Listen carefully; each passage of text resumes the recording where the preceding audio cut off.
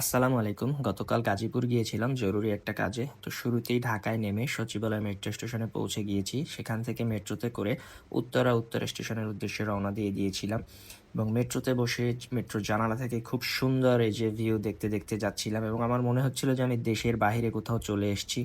Pallavi station cross করার পর থেকেই আপনি সুন্দর, সুন্দর ভিউ দেখতে, দেখতে পৌঁছে যাবেন উত্তর স্টেশনে। তো যাই হোক, এখানে দেখলাম নিচে সুন্দর লেক এবং লেকের উপর ভাসমান রেস্টুরেন্ট এবং কায়াকিং এর ব্যবস্থাও ছিল। তো দেখতে দেখতে আমি উত্তর স্টেশনে পৌঁছে গিয়েছি এবং এখানে নেমে আমি একটা রিক্সা নিয়েছিলাম। তো রিক্সা করে আমি চলে গিয়েছিলাম উত্তরা খালপাড় এবং ওখান থেকে একটা সিএনজি রিজার্ভ করে আমি গাজীপুর যেখানে যাব সেখানের উদ্দেশ্যে রওনা করে চলে গিয়েছিলাম। সিএনজিতে 350 টাকা নিয়েছিল।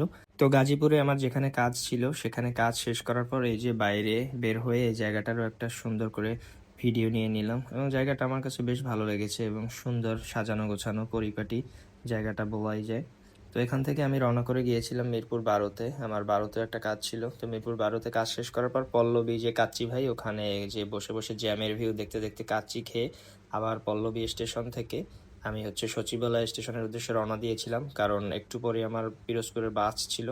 এই যে পল্লবী স্টেশনে ঢুকে আমি ট্রেনের জন্য ওয়েট করতেছিলাম। তো এর মধ্যেই মেট্রো চলে এসছে।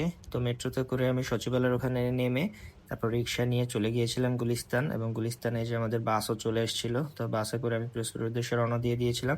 তো দেখা হবে অন্য কোনো ভিডিওতে। ভালো থাকবেন। আসসালামু আলাইকুম।